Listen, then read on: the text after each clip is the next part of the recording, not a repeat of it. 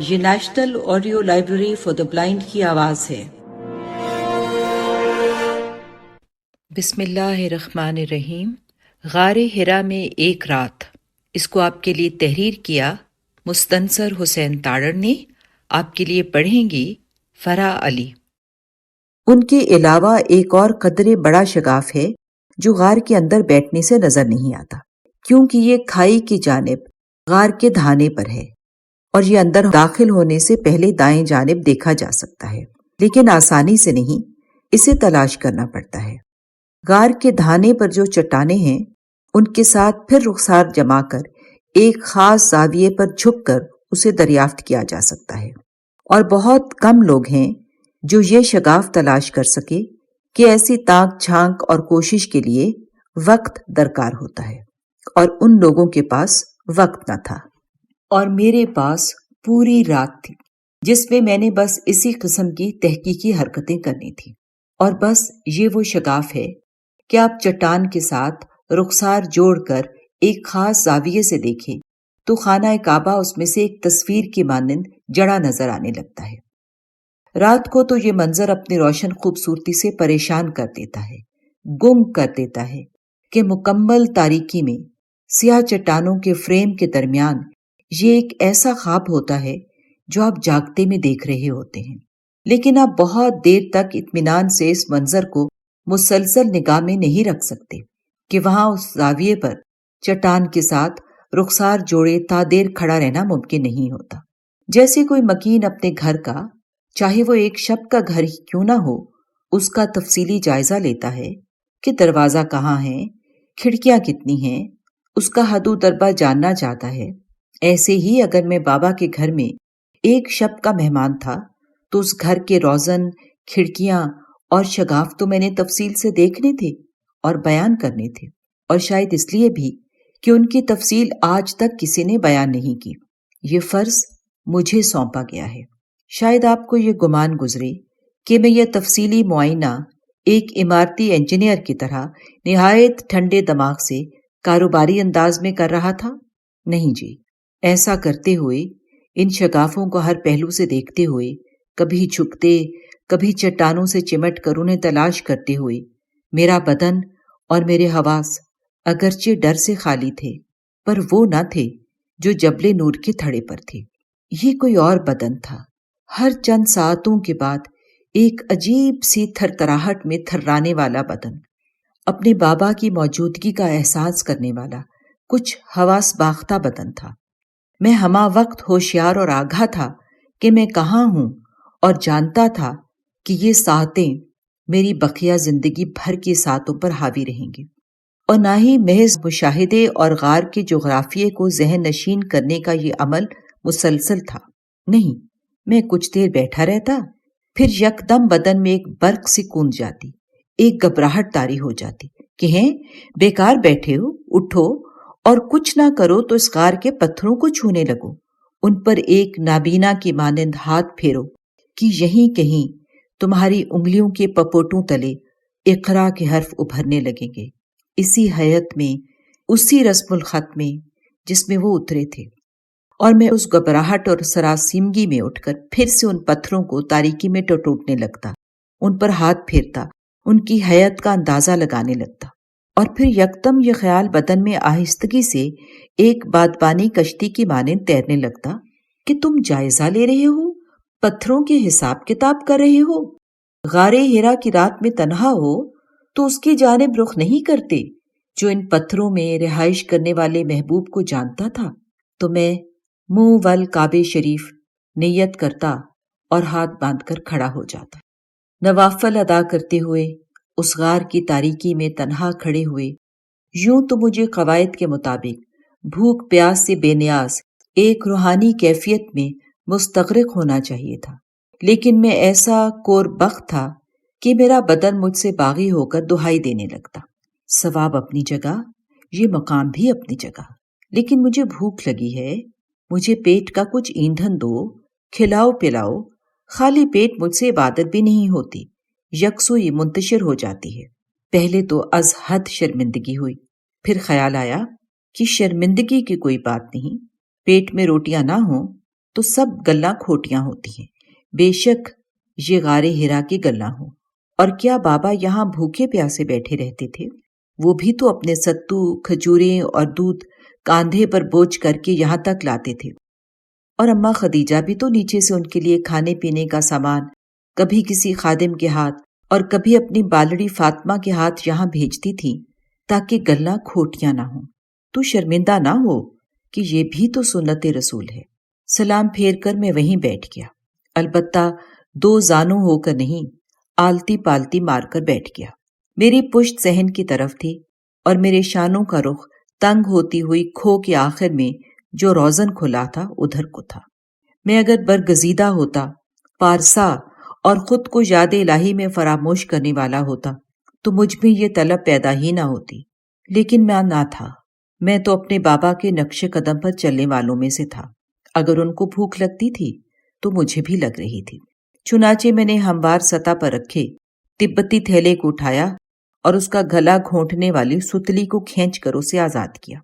لیکن تھیلے کو کھولنے سے پیشتر میں نے اپنا رخ موڑا، چہرہ صحن کی جانب کیا اور پشت کعبے شریف کی، کہ اگر آپ نے تندور کی آگ بجھانی ہو تو آپ ایک غار کی تنگی کو سامنے نہیں رکھتے۔ کچھ کھلی فضا، کچھ آسمان اور ہوا کے طلبگار ہوتے ہیں، جو صرف صحن کی جانب رخ کرنے سے ہی حاصل ہو سکتی تھی۔ اگرچہ میں یہ ثابت تو نہیں کر سکتا اور نہ ہی سیرت کی کسی کتاب میں یہ تفصیل ملتی ہے، لیکن میں یہ جانتا ہوں کہ بابا کو بھی جب بھوک ستاتی ہوگی تو وہ اپنے گیان میں سے باہر آ کر صحن کی جانب چہرہ کر کے ہی اپنے خوراک کے تھیلے کو کھولتے ہوں گے۔ اگر وہ اٹھ کر صحن میں نہیں جا بیٹھتے ہوں گے تو اس کا مجھے یقین ہے۔ میں نے اپنے تئیں شعوری طور پر یہ صحیح کی تھی کہ میں غار ہرا میں قیام کے لیے وہ خوراک لے کر جاؤں جو میرے بابا لے کر جاتے تھے۔ جدہ میں ستو نہیں ملتے تھے، لیکن کھجوریں وافر تھیں، بے شک اجوا نہ تھی، بے شک دودھ کسی بکری یا اونٹنی کا نہ تھا، کسی امریکی ملٹا نیشنل کا تیار کردہ گائے وغیرہ کا تھا، پر دودھ تو تھا۔ تو میں نے بسم اللہ کھجوروں سے کی۔ کیا یہ میرا وہم تھا کہ غار ہرا میں بیٹھے ہوئے، چوکڑی مار کر بیٹھے ہوئے، ان میں مٹھاس اور طرح کی تھی؟ کیا اجوا کی مٹھاس غار کی ہواؤں میں اب تک موجود تھی؟ کھجوروں کی گٹھلیاں میں نے سنبھال کر رکھ لی، پھر دودھ کی بوتل کا ڈھکن کھول کر ایک لمبا گھونٹ بھرا۔ دودھ ابھی تک قدرے ٹھنڈا تھا اور گاڑھا تھا، اور میرے جسے میں ایک آہستہ رو سفید آبشار کی مانند اترا۔ پھر میں نے ایک چھوٹا سا چکن سینڈوچ نہایت لطف اندوز ہوتے ہوئے کھایا۔ اس گھپ اندھیرے میں ایک سیب کو اپنے دانتوں سے آشنا کیا، پھر دودھ کے 2 گھونٹ بھرے۔ ضیافت مکمل ہو گئی، اور یہ کیسی شاندار ضیافت تھی! نہ کوئی جبل نور کی چوٹی پر دکھائی دیتا تھا، صحن ویران پڑا تھا، اور رات کے 10 بجنے کو تھے، اور بندر سو چکے تھے، اور بکریاں گھروں کو لوٹ چکی تھیں، اور وہ مارموٹ بھی شاید اپنے بلوں میں پوشیدہ ہو چکے تھے۔ میں نے اس گھر میں اتنے اطمینان اور بے پرواہی سے ڈنر کیا جیسے ازل سے یہی میرا ڈیرا ہے، ہمیشہ سے یہی رہتا آیا ہوں۔ اس مقام کے سوا میں نے آج تک کوئی اور خوراک کہیں اور تو نوش نہیں کی۔ یہ ایسی شاندار ضیافت تھی، یہ اقرار کر لینے میں کچھ حرج نہیں کہ بے شک دنیا بھر میں اس عمر تک، جو اپنے بابا کی عمر سے تجاوز کرنے کو ہے، اب تک جہاں کہیں بھی میں کسی دسترخوان پر بیٹھا ہوں اور جو کچھ بھی کبھی رغبت سے کھایا، وہ سب کچھ اس شب کے ہرا کے سادہ طعام کے سامنے ہیچ تھا، سب کچھ ہیچ، بے معنی، بے روح اور گھاٹے کے سودے۔ اور طعام کے بعد مجھے حسب عادت سگریٹ کی طلب ہوئی۔ یہاں تو نہیں، غار کے اندر تو نہیں، گھر کے اندر تو نہیں، باہر صحن میں جہاں کھلی فضا ہے، ہوا ہے، میں نے ایک سگریٹ سلگا لیا۔ بے شک کچھ معترضین ہوں گے جن کی جبینوں پر تقدس آمیز شکنیں ابھری کہ یہ کیسا بے ادب ہے، کیسے مقام پر دھواں کشی کر رہا ہے۔ ان کا اعتراض کسی حد تک شاید بیجا نہیں ہے، لیکن میں اعتراف کرنے والوں میں سے ہوں۔ میں نہایت آسانی سے اس قصہ شب میں سگریٹ نوشی کو حذف کر سکتا تھا، لیکن کیوں کروں؟ جو گزری سو وہی ہو بہو بیان کیوں نہ کروں؟ میں دیوار پر کوہنیاں ٹکائے सिगरेट के कश लगा रहा था। जिस खाई में आज शाम बंदर कभी इस चट्टान पर और कभी उस चट्टान पर पत्थर पर कूदते थे, जहां हनुमान महाराज राज करते थे, उससे कहीं नीचे गहराई के दामन में आगे जो वादी फैली थी, उसके इक्का दुक्का मकानों में से बेशतर की रोशनियां बुझ चुकी थीं, और उनसे परे जो पहाड़ियां थी वो तारीकी में चली गई थी। जहन में क्या क्या ख्यालात तैरते थे, कभी कुछ कभी कुछ। एनी इस लम्हे ऑरलैंडो में क्या कर रही होगी? सिलजूक शायद अपनी माँ के साथ बैठा दुख सुख फोल रहा होगा। राबिया तो यकीनन पढ़ाई में मशगूल होगी, और बेबी सुमेर भी यकीनन किसी रेस्टोरेंट में दोस्तों के साथ कहकहे लगा रहा होगा। बहन भाई क्या कर रहे होंगे? अब्बा जी और अम्मी की कब्रों के गिर्द बहुत तारीकी होगी। क्या वो सब भी मेरे बारे में इस लम्हे कुछ सोचते होंगे? और फिर एक और ख्याल आया और मैं मुस्कुराने लगा। ए ताड़ड़, तुम तो यहाँ पहुंचकर दुहाई देने की तैयारी कर रहे थे। तुम्हारा ख्याल था कि डर तुम्हें निगल लेगा, तुम सह ना सकोगे, हौल तुम्हें गिरफ्त में ले लेगा, तुम बर्दाश्त न कर सकोगे, और अब मजे से यहाँ खड़े सिगरेट फूंक रहे हो। वो दहशत कहाँ गई जिसके ताबे तुमने नियाज से दरखास्त की थी कि वो सहन में आकर तुम्हारे साथ रात बसर करे? सब वाहमे, हौल और वहशत रुखसत, और मैं जैसे अपने घर में बेखौफ और बेखतर होता हूँ। लेकिन नहीं, ये मिसाल दुरुस्त नहीं कि अगर मैं अपने घर में कभी तन्हा हो जाऊं और रात हो और बेशक तमाम रोशनियां जल रही हों, तो भी मुझे वहां तन्हाई से खौफ आता है। मैं सो नहीं सकता और हर आहट पर जाग जाता हूँ। यहाँ मैं शांत और बेडर ऐसा था जैसे किसी कोहिस्तानी सफर से वापसी पर मैं अपनी वालिदा से लिपट जाता था और उनके दुपट्टे में से माँ की जो महक आती थी उसे सूंघता एक इत्मीनान और कैफ में चला जाता था। मैं यहाँ ऐसा हो चुका था। मैंने काहे को न्याज से दरखास्त की कि वो यहाँ रात गुजारे? मैं तो यहाँ अपनी माँ की महक में आसूदा था। मैं अपने घर में था, अपनी गार में था। मैं तसल्ली और अमन में था। आसपास खौफ न था, माँ के दुपट्टे की महक थी। जब मेरी वालिदा का इंतकाल हुआ तो मैंने ख्वाहिश की कि उनका कोई दुपट्टा, कोई चादर संभाल लूं, ताकि कभी जिंदगी का आजार सहा ना जाए तो उसे नाक से लगाकर उसमें रची हुई ममता के बदन की खुशबू को सूंघकर कुछ लम्हों के लिए उनके पास चला जाऊं। फिर सोचा कि ये बेसूद है। जिस बदन से वो महक फूटती थी वो तो मट्टी में मट्टी हो गया। उस महक की सप्लाई तो हमेशा के लिए मुनक़ता हो चुकी। एक दुपट्टे में वो कब तक ठहरी रहेगी? वो भी खाली हो जाएगा तो फायदा। और यहाँ मैंने फिर उस महक को महसूस कर लिया था। डर से खाली हो जाने का सबब वही था कि बाबा के इस पथरीले घर में कोई भूत प्रेत, कोई जादू टूना, सहर, कोई वाहिमा, कोई वसवसा जुर्रत नहीं कर सकता था कि उसके आसपास भी फटक जाए। तो डर किस बात का? एक और जवाब भी था। मुझे यहाँ इस आसपास 4 चफेरे आले दवाले में आए हुए 4 घंटे हो चुके थे और मैं मानूस होता जाता था।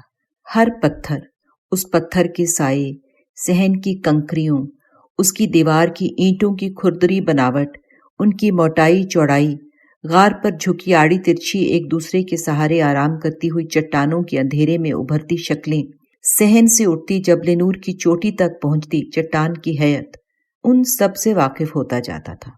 डर अनजाने का होता है, जिसे जान लिया जाए वो अपना हो जाता है, उससे दोस्ती हो जाती है। सिगरेट खत्म करने के बाद मैंने उसका इख्तिताम खाई के नीचे फेंक दिया। मैंने सोचा कि गार पर तो मेरा कब्जा हो चुका है, मेरा रिहायशी सामान उसमें सजा है, और अगर बफर्जे महाल कोई आ भी गया तो जान जाएगा कि यहाँ कोई आबाद है। तो अभी से नींद में चले जाने को जी नहीं चाहता। तो क्यों ना बाबा बंगाली की खैरियत दरियाफ्त की जाए, न्याज का पता किया जाए, जरा हवा खोरी की जाए। मैं छोटा टॉर्च रोशन करके सुरंग में चला गया और उसकी रोशनी भी आशना हो रही थी कि मैं किस पत्थर पर पड़ रही हूँ, और जिस हाथ ने मुझे थाम रखा है वो जब कभी मुझे मतवाजी हालत में से जरा ऊंचा नीचा और उफकी सतह पर करता है तो जो पथरीली झुकी हुई छत है उसमें कहाँ कहाँ नोकीली और खुरदुरी चट्टानें हैं जिन्हें मैंने रोशन करना है। क्या यही वो सुरंग थी जिसमें तन्हा दाखिल होने से मेरी रूह फना होती थी? नहीं, ये तो अब मेरे घर का रास्ता था। जो ही मैं सुरंग की दूसरी जानिब بابا بنگالی کی جھگی میں آ نکلا تو میرا چہرہ پھر سے اس لو کی زد میں آ کر منور ہو گیا جو وادی مکہ کے کوچہ بازار کی روشنیوں سے جنم لیتی مدھم مدھم یہاں تک پہنچ رہی تھی۔ سیڑھیاں طے کرتا جب میں اوپر سیمنٹ کے تھڑے تک پہنچا تو بابا بنگالی کو خراٹے آمیز بے سدھ نیند میں نہ پایا، بلکہ وہ آلتی پالتی مارے ایک رغبت بھرے انہماک سے لبنانی روٹی کے ساتھ مرغ روسٹ نوش کرنے میں مگن تھا، اتنے رغبت بھرے انہماک سے کہ اسے میری آمد کا بھی علم نہ ہوا، اور جب علم ہوا تو بھی بدستور مرغی نوشی میں مشغول رہا اور میری جانب دیکھے بغیر کہنے لگا، کھانا کھائے گا؟ آپ بسم اللہ کرو۔ اگرچہ وہ کر چکا تھا۔ میں ابھی کھا کر آ رہا ہوں۔ نیچے جا کر کھایا ہے؟ نہیں، ساتھ لایا تھا، گار میں بیٹھ کر کھایا ہے۔ کیا کھایا ہے؟ کھجور، سینڈوچ، سیب اور دودھ۔ مرغ کھائے گا؟ نہیں شکریہ۔ اچھا، اس نے کہا اور پھر کھانے میں جت گیا۔ وادی مکہ کی رہائشی بستیوں کی نصف سے زیادہ روشنیاں گل ہو چکی تھیں، لیکن ان کے درمیان وہ منیچر خانہ کعبہ، وہ کھلونا سا کعبہ بدستور ایک زبائشی ماڈل کے مانند نور کے ایک الاؤ کے مانند دمک رہا تھا۔ میں نے بہت کوشش کی کہ اس کے درمیان جو سیاہ پوش گھر ہے اس کا تعین کر سکوں، لیکن کر نہ سکا۔ روشنیوں کی اتنی چکا چوند تھی کہ کوئی ایک بناوٹ ان میں سے الگ ہو کر دکھائی نہ دیتی تھی۔ کبھی شائبہ سا ہوتا تھا کہ درمیان میں ایک سیاہی کی جھلک واضح ہوتی لگتی تھی، اور پھر وہ شائبہ اگلے ہی لمحے منظر کی روشنیوں کے انبار میں گھل جاتا تھا۔ وہ بھورے مارموٹ اپنی بلوں میں نہ گئے تھے، ابھی تک تھڑے کے قریب جو چند پتھر تھے ان پر مسخریاں کرتے رینگتے اچھلتے آس پاس ہی منڈلاتے تھے۔ شاید بابا بنگالی کے ڈنر کی باقیات یعنی روسٹ مرغ کی ہڈیوں وغیرہ کی چاہت میں منڈلاتے تھے۔ اور ہاں، میں بھول گیا، یکسر بھول گیا، میں نے آپ کے گوشے گزار کیا تھا کہ اس تحریر کو لکھتے ہوئے میرے پاس نوٹس، حوالوں یا تصاویر کا کوئی سہارا نہیں، صرف یادداشت کو سہارا بناتا ہوں۔ اپنے آپ میں اتر کر، آس پاس سے غافل ہو کر، اپنے گھر، اسٹڈی ٹیبل پر روشن لیمپ، رات کی اس پہر جبکہ سردی کی شدید لہر میری اسٹڈی کو بلکہ شیلف در شیلف دھول جمع کرتی ہوئی جو کتابیں چھت تک جاتی ہیں ان میں جو حروف ہیں انہیں بھی منجمد کرتی ہیں، تو میں ہیٹر کی کمی کو محسوس کرتا، ٹھٹھرتی انگلیوں میں قلم کو قائم کرتا صحیح کرتا ہوں کہ غار ہرا کی ان ساعتوں کو اپنے ذہن کے پردے پر متحرک کروں اور انہیں بیان کرنے کی کوشش کروں، اور یادداشت کے اوراق اس صحیح کے دوران آگے پیچھے ہو جائیں تو ایسا ہو ہی جاتا ہے۔ ایسا اس طرح ہوا کہ میں ایک ورق بھول ہی گیا، بہت نادر ورق جو شاید قطعی طور پر اہم نہ لگے، اور آپ میری سادگی پر مسکرانے لگے۔ اس ورق پر ایک بلی ہے۔ ابھی کچھ دیر پہلے جب نماز عشاء کی ادائیگی کے بعد کھائی کنارے بابا بنگالی خراٹے لیتا تھا اور میں مخالف سمت میں تھڑے کے کنارے پر آرام کرتا تھا اور وہ بڑے چوہے میرے پاؤں کو سونگتے تھے، تو ان کے سوا کچھ بلیاں بھی وہاں محو خرام تھے، کم از کم 5-6 محو خرام تھی، اپنے حسن کے تکبر میں نخرے کرتی ہوئی بلیاں، اور ان میں سے کوئی ایک بلی آہستگی سے میرے قریب آئی، دبے پاؤں آئی، مجھے میری آنکھوں میں آنکھیں ڈال کر ملاحظہ کیا، اور میری آنکھیں بجھی بجھی تھیں اور اس کی ہیروں کی مانند تاریکی میں لشکتی تھیں۔ وہ میرے چہرے کا معائنہ کرتی رہی اور ظاہر ہے میں نے حرکت نہ کی تاکہ وہ ڈر نہ جائے، اور پھر نہایت بے خوفی سے وہ بلی میری بائیں ٹانگ کے برابر اپنا کندھا جوڑ کر بے حد پیار سے اسے رگڑنے لگی، جیسے بلیاں اپنے مالک کے بدن کی قربت کی خواہش میں ہولے ہولے لاڈ کرتی رگڑتی ہیں۔ اب میں اس بلی کو، جبل نور کی بلی کو، کیا کہہ سکتا تھا؟ اسے نہ تو دفعہ دور کہہ سکتا تھا اور نہ شو شو کر کے بھگا سکتا تھا کہ حرم کی حدود میں رہنے والی بلی تھی اور محترم بلی تھی۔ چنانچہ میں خاموش لیٹا اسے اپنی ٹانگ کے ساتھ مزے کرتا تکتا رہا۔ کچھ دیر بعد وہ اس عمل سے اکتا گئی اور اسی بے رخی سے جیسے وہ آئی تھی چلی گئی اور اندھیرے میں تحلیل ہو گئی۔ ایک بلی کی یاد کا یہ ورق اس لیے اہم ہے کہ یہ اس کی پہلی اور آخری نموداری نہیں تھی، ابھی اس نے اس بیانیے میں ایک نہایت تاریخی کردار ادا کرنا تھا۔ تو ابھی اس گمشدہ بلی ورق کے دریافت سے پہلے بابا نور اللہ نے کھالیں کی صلح ماری تھی، اور میں نے اسے آگاہ کیا تھا کہ میں ابھی غار میں کھا کر آیا ہوں۔ اور اس نے صرف اچھا کہا تھا اور کھانے میں جت گیا تھا۔ چھپر تلے کی تاریکی میں سے کوئی شخص نمودار ہوا، میرے قریب اپنائیت سے آیا۔ یہ نیاز تھا۔ اس نے بھی پہلا سوال یہی پوچھا کہ کھانا کھا لیا ہے؟ بابا بنگالی جبل نور کے دامن میں واقع کسی ریستوران کا کھانا نیاز کا لایا ہوا کھانا کھانے میں ہمہ مشغول تھا۔ بالآخر جب فارغ ہوا تو شاپر بیگ کو سمیٹا اور اس میں کچھ ہڈیاں کھنکتی تھیں اور انہیں نہایت احترام سے جبل نور کی گھاٹی میں لڑکھا دیا۔ وہیں بیٹھے بیٹھے ذرا سا آگے جھک کر وہ کنارے پر براجمان تھا اور پھر اٹھ کھڑا ہوا۔ اب سوتا ہے؟ اپنے چھپر تلے سوتا ہے؟ میں نے پوچھا۔ نہیں، ادھر فجر کو آئے گا۔ اب ذرا نیچے جو کھلا جگہ ہے جدھر اپنا دوسرا لوگ سوتا ہے، ادھر ہوا میں سوتا ہے۔ یہ کہہ کر اس نے ایک تسلی آمیز ڈکار لیا، اپنے بت توند پر ایک تشکر آمیز ہاتھ پھیرا اور یہ پوچھے بغیر کہ تم کہاں سوتا ہے، میری موجودگی سے سراسر غافل ہو کر چوٹی کے چھپر میں گم ہو گیا۔ نیاز نے ایک بوسیدہ سا کھیس سینے سے لگا رکھا تھا۔ تاڑر صاحب، اس نے صرف اتنا کہا۔ ہاں بھائی، میں نے بھی صرف اتنا ہی کہا، لیکن اپنی جگہ سے ہلا نہیں۔ میں اس کی بے وجہ عنایت کا اتنا ممنون تھا کہ اسے ہرگز اس لمحے یہ نہیں کہہ سکتا تھا کہ برادر عزیز نیاز، تم بے شک اس کھلی جگہ پر جا سو جہاں بابا بنگالی جا رہا ہے اور جہاں تمہارے رفیق ہوا کے جھونکوں میں رات کرتے ہیں، کیونکہ مجھے تمہاری ہمسائیگی کی ضرورت نہیں، میں ڈر سے آزاد ہو چکا ہوں۔ وہ کہنے لگا، فجر کے ٹائم اٹھتا ہوں، اس ٹائم حاجی لوگ آنے لگتے ہیں، پھر سارا دن دھوڑ دھوپ کرتا ہوں، فوٹو اتارتا ہوں، شام کو جوس اور منرل واٹر کے 2 کریٹ نیچے سے اوپر لانا میری ذمہ داری ہوتی ہے، انہیں ڈھوتا ہوں، اور پھر رات ہوتی ہے تو تھوڑے آرام کے بعد نیچے کھانا کھانے اور بابا نور اللہ کا کھانا لے جانے چلا جاتا ہوں۔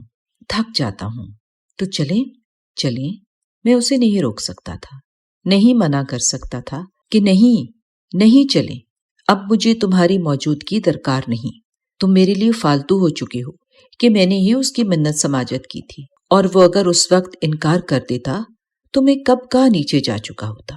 میرے ذہن میں مسلسل یہ شک تو سر اٹھاتا تھا کہ یہ بندہ اتنا بے غرض ہو نہیں سکتا جتنا دکھائی دیتا ہے، ضرور کل سویرے یہ مجھ سے کچھ ریال نکلوا لے گا، ایک بھاری ٹپ کا امیدوار ہوگا، تبھی تو اتنا ہمدرد اور مددگار ہے، ورنہ میرا کیا لگتا ہے جیسے تاریخی نوعیت کی حامل عمارتوں، ریلوے اسٹیشنوں اور ایئرپورٹوں کے باہر سیاحوں کے منتظر جو گائیڈ اور ٹیکسی ڈرائیور ہوتے ہیں، باتوں میں موہ لیتے ہیں اور پھر آپ کو کنگال کر دیتے ہیں، تو اس مقام پر جہاں تاریخ کا آغاز ہوا تھا، یہاں جو شخص ہوگا اور صرف ایک ہی ہوگا تو وہ کپڑے بھی اتروا سکتا ہے، لیکن ایسا نہیں تھا۔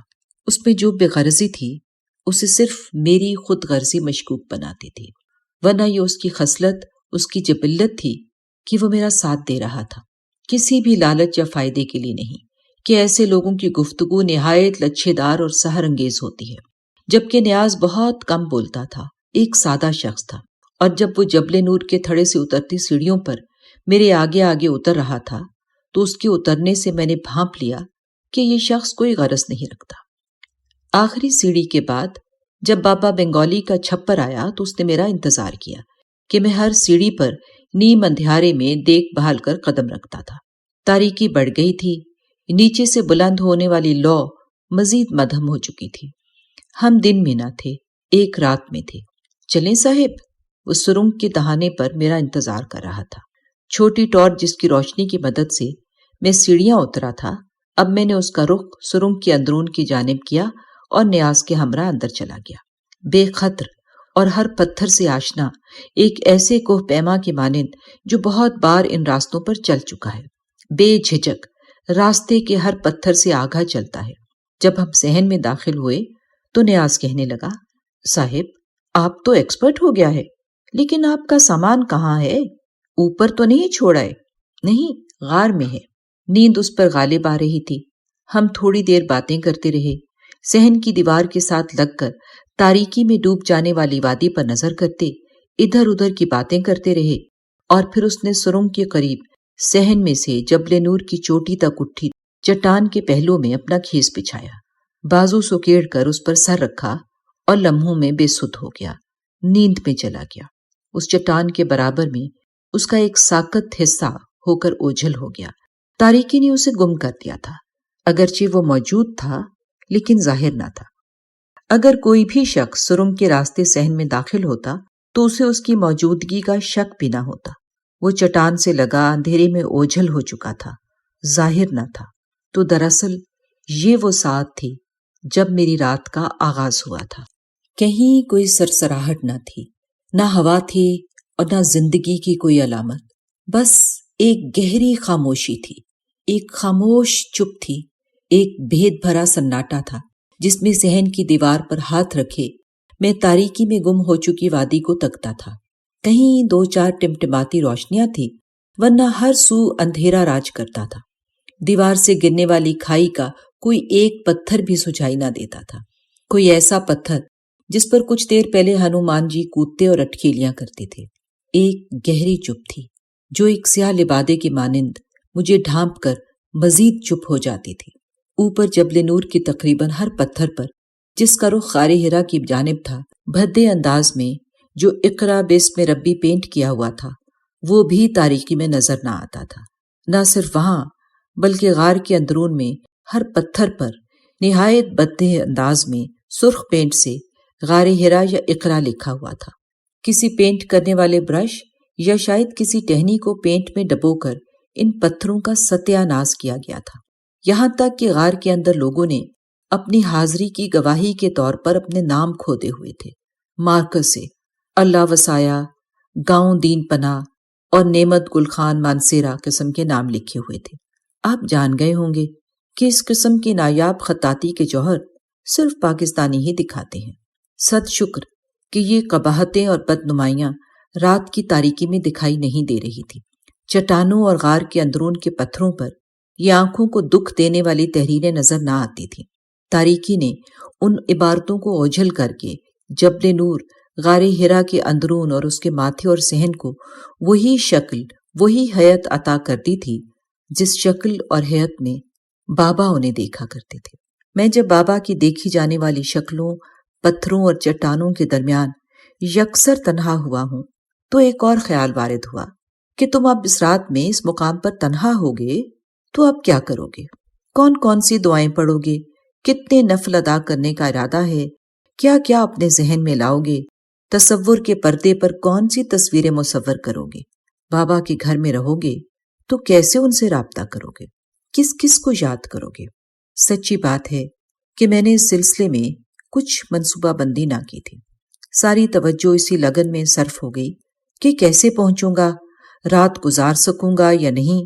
عبادت کا کچھ بھی خاص خیال نہ آیا، صرف یہی چاؤ دل میں پالتا تھا کہ بابا کے گھر میں رہنا ہے، ان کی موجودگی محسوس کرنی ہے، ان کے اٹھنے بیٹھنے کے انداز اپنانے ہیں اور شب کے گزرنے کا یوں مشاہدہ کرنا ہے جیسے بابا کرتے تھے۔ میں تنہا ہوا تو پہلے یہی سوچ آئی کہ ابھی تو پوری رات پڑی ہے، اوپر تھڑے پر مارموٹوں اور خراٹوں نے چین نہ لینے دینا تھا اور کعبہ کا کھلونا آنکھیں بند نہ کرنے دیتا تھا، تو اب کچھ دیر آرام کر لیا جائے۔ چڑھائی کے دوران جو رگیں کھنچ کر پتھر ہو رہی ہیں اور پنڈلیوں کے پٹھوں میں جو بے چینی ہے، اس کا مداوع کیا جائے۔ تو یہ آرام کیسے کیا جائے؟ غار حرا میں بچھے اپنے مصلے پر ٹانگیں پھیلا کر سونے کی صحیح کروں، نیند سے ناتا جوڑنے کی کوشش کر دیکھوں۔ پھر بدن میں ایک سنسناہٹ سے دوڑ گئی کہ یہ تو ایسی رات نہیں، تمہاری حیات کی ہزاروں معمولی راتوں ایسی رات تو نہیں، یہ تو کچھ اور ہی معاملہ ہے، کوئی اور رات ہے جو نہ پہلے کبھی آئی اور نہ آئے گی۔ اب ہوا یہ کہ قطعی طور پر، غیر ارادی طور پر، جیسے باب الصلاح میں داخل ہو کر بابا کی آرام گاہ تک چلتے ہوئے کچھ فلمی قسم کی نعتیں بدن میں جھومنے لگتی ہیں، بالکل ویسے کیا ناواجب اور بے ادبی کی حد میں داخل ہوتا ہوا ایک تیز دھن والا فلمی نغمہ میرے ذہن میں گونجنے لگا۔ ساقیہ آج مجھے نیند نہیں آئے گی، سنا ہے تیری محفل میں رت جگہ ہے، جیسے حسرت کی ایک کچھ کے نزدیک عامیانہ اور فاسقانہ غزل نے روزہ رسول میں سارا ساتھ یوں دیا تھا کہ ظاہری معنی یکدم بے معنی ہو گئے تھے اور انجمن جمال یار سے روشن ہو گئی تمام۔ تو ایسے ہی اس عامیانہ فلمی گانے کے معنی کچھ اور ہو گئے اور ہر مصرع میری کیفیت کے اظہار کے لیے معمور کر دیا گیا۔